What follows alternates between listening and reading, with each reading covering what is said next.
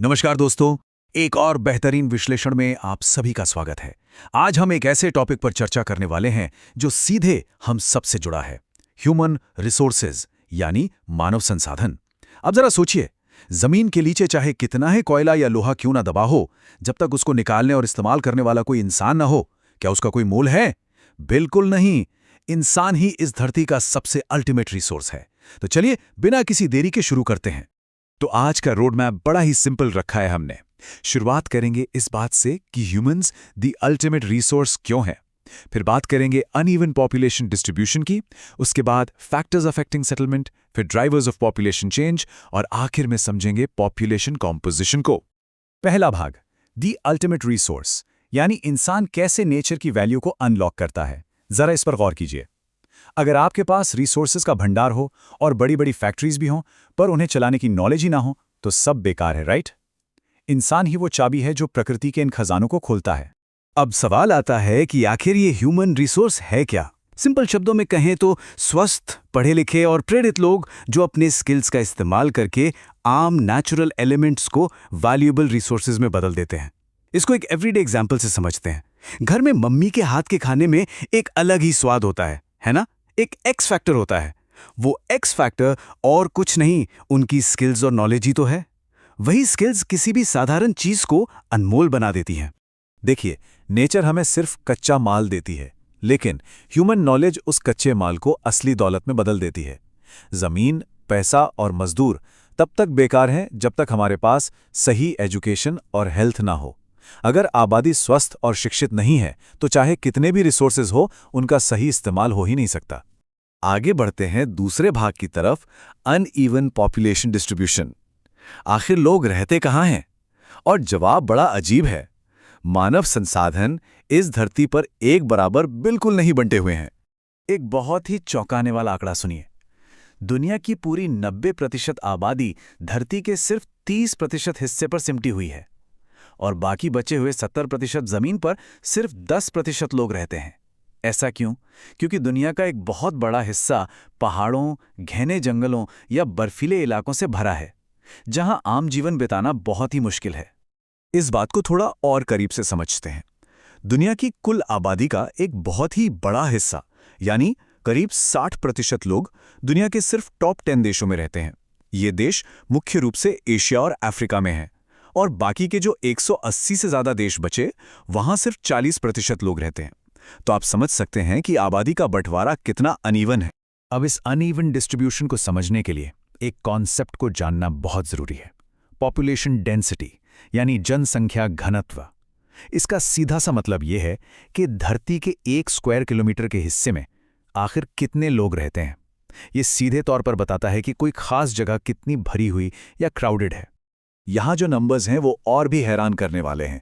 अगर हम पूरी दुनिया का एवरेज निकालें तो वो आता है सिर्फ 51 लोग पर स्क्वायर किलोमीटर। लेकिन वहीं अगर हम इंडिया की बात करें तो ये नंबर सीधा 382 लोग पर स्क्वायर किलोमीटर तक पहुंच जाता है। साउथ सेंट्रल एशिया, जहां हमारा देश है, वो दुनिया के सबसे डेंसली पॉपुलेटेड क्षेत्रों में से एक है, यानी जगह कम और लोग बहुत ज्यादा। अब आते हैं तीसरे भाग पर, फैक्टर्स अफेक्टिंग सेटलमेंट। आखिर लोग वहीं क्यों रहते हैं जहां वो रहते हैं? चलिए इसके पीछे के रीजंस देखते हैं। यहां हमें थोड़ा विचार करने की जरूरत है। एक जगह को रहने के लिए सबसे बेस्ट क्या बनाता है? क्या वो वहां का मौसम है, वहां की मिट्टी है, या फिर नौकरी के अवसर? चलिए इन फैक्टर्स को ब्रेक डाउन करते हैं। सबसे पहले आते हैं जियोग्राफिकल फैक्टर्स या भौगोलिक कारण। देखिए, लोग पहाड़ों के बजाय समतल मैदानों पर रहना पसंद करते हैं।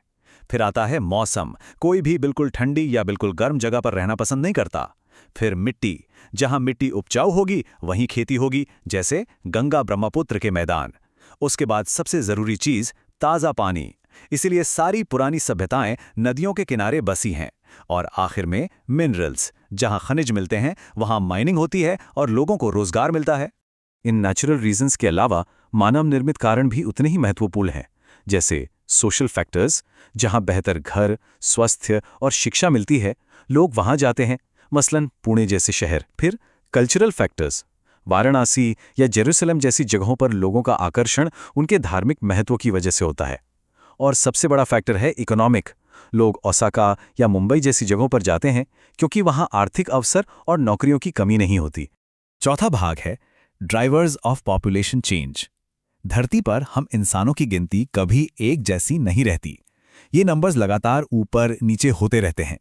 पर क्या आपने सोचा है कि ये बदलाव किस स्पीड से हो रहा है? एक बार समय के इस दौर पर गौर कीजिए। 1 बिलियन की आबादी तक पहुंचने में हम इंसानों को सैकड़ों साल लग गए, साल 1804 तक। लेकिन उसके बाद की स्पीड देखिए। 1927 में हम 2 बिलियन हो गए और मात्र 30 साल बाद 1959 में 3 बिलियन। 1999 आते आते ये नंबर 6 बिलियन तक पहुंच गया। ये अचानक से जो आबादी बढ़ी ना, ये मुख्य रूप से बेहतर मेडिकल फैसिलिटीज और स्वास्थ्य सेवाओं की वजह से हुआ। पर यह चेंज आता कैसे है? इसके 3 मुख्य कारण हैं।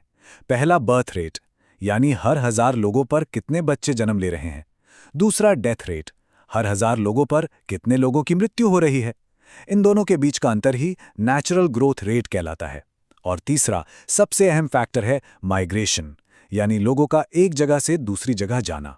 माइग्रेशन को समझने के लिए इन 2 शब्दों को समझना होगा, एमिग्रेंट्स और इमिग्रेंट्स। एमिग्रेंट्स वो लोग होते हैं जो अपने देश को छोड़कर जाते हैं, जैसे अगर कोई बेहतर मौकों की तलाश में सूडान से निकलता है। दूसरी तरफ इमिग्रेंट्स वो लोग होते हैं जो किसी नए देश में आते हैं, जैसे अमेरिका में आकर बसने वाले लोग अक्सर अपनी आर्थिक और सामाजिक स्थिति को बेहतर बनाने के लिए ही एक जगह से दूसरी जगह माइग्रेट करते हैं। एक और दिलचस्प बात यह है कि हर देश का पॉपुलेशन ग्रोथ पैटर्न अलग होता है। केन्या जैसी जगहों को लीजिए, वहां हाई ग्रोथ पैटर्न है, बच्चे बहुत पैदा हो रहे हैं और आधुनिक मेडिकल फैसिलिटीज की वजह से डेथ रेट कम हो गया है, इसलिए आबादी तेजी से बढ़ रही है। वहीं अगर हम यूनाइटेड किंगडम की बात करें तो वहां लो ग्रोथ पैटर्न है, वहां बर्थ रेट भी कम है और डेथ रेट भी, इसलिए आबादी बहुत धीमी गति से बढ़ती है। अब आते हैं आखिरी और सबसे अहम भाग पर, अंडरस्टैंडिंग पॉपुलेशन कॉम्पोजिशन। देखिए, सिर्फ लोगों की भीड़ जमा कर लेने से कोई देश आगे नहीं बढ़ता। यहां क्वालिटी हमेशा क्वांटिटी से ज्यादा जरूरी है। एक बड़ी आबादी का कोई फायदा नहीं अगर उसमें पढ़े लिखे और स्वस्थ लोग ही ना हो। इसको एक बड़ी ही मजेदार क्रिकेट एनालिसिस से समझते हैं। सोचो, एक तरफ 11 हाईली स्किल्ड, एकदम टॉप क्लास क्रिकेट खेलने वाले प्लेयर्स की टीम हो और दूसरी तरफ 40 ऐसे लोगों की भीड़ हो जिन्हें बैट पकड़ना तक नहीं आता। तो कौन जीतेगा? जाहिर सी बात है, वो 11 स्किल्ड प्लेयर्स ही जीतेंगे। किसी भी देश का हाल बिल्कुल वैसा ही होता है। देश को एक हाई क्वालिटी पॉपुलेशन चाहिए होती है, ना कि सिर्फ लंबी चौड़ी गिनती। तो एक आबादी सच में एक रिसोर्स है या नहीं, ये कैसे पता चलेगा? इसके लिए हमें कुछ खास बातों पर ध्यान देना होता है। हम देखते हैं लोगों के एज ग्रुप्स क्या हैं, उनका मेल फीमेल रेशियो क्या है, उनका लिटरेसी लेवल कैसा है, यानी वो कितने पढ़े लिखे हैं, हेल्थ कंडीशंस कैसी हैं, और आखिर में लोग क्या काम करते हैं और उनकी इनकम कितनी है। ये सभी चीजें मिलकर एक देश की असली तस्वीर बनाती हैं। और इस पॉपुलेशन कॉम्पोजिशन को समझने का सबसे बेस्ट तरीका है द पॉपुलेशन पिरामिड। ये अरेंजमेंट किसी देश की आबादी को अलग अलग एज ग्रुप्स में बांट देता है। सबसे नीचे आते हैं 0 से 14 साल के बच्चे, जो आश्रित या डिपेंडेंट्स होते हैं।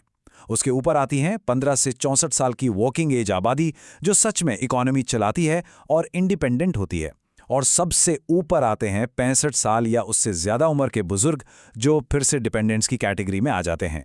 आइए इसको रियल वर्ल्ड एग्जाम्पल से देखते हैं। केन्या और जापान के आंकड़ों पर ध्यान दीजिए।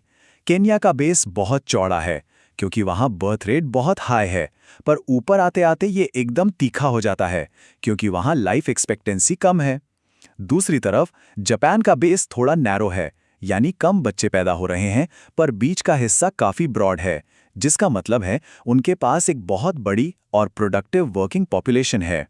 खुशी की बात यह है कि हमारे देश इंडिया के पास भी इस वक्त एक बहुत ही शानदार और यंग वर्किंग एज पॉपुलेशन मौजूद है। तो इस पूरे विश्लेषण को हम इस एक बेहतरीन विचार के साथ समेट सकते हैं। किसी देश की असली दौलत उसके प्राकृतिक संसाधनों में नहीं, बल्कि उसके स्वस्थ, शिक्षित और प्रेरित लोगों में होती है। इस बात को ध्यान में रखते हुए खुद से ये जरूर पूछिएगा कि हम लोग अपने आप को किस तरह के रिसोर्स में तब्दील कर रहे हैं। आज हमारे साथ इस विश्लेषण में जुड़ने के लिए बहुत बहुत धन्यवाद। सीखते रहिए और हमेशा आगे बढ़ते रहिए।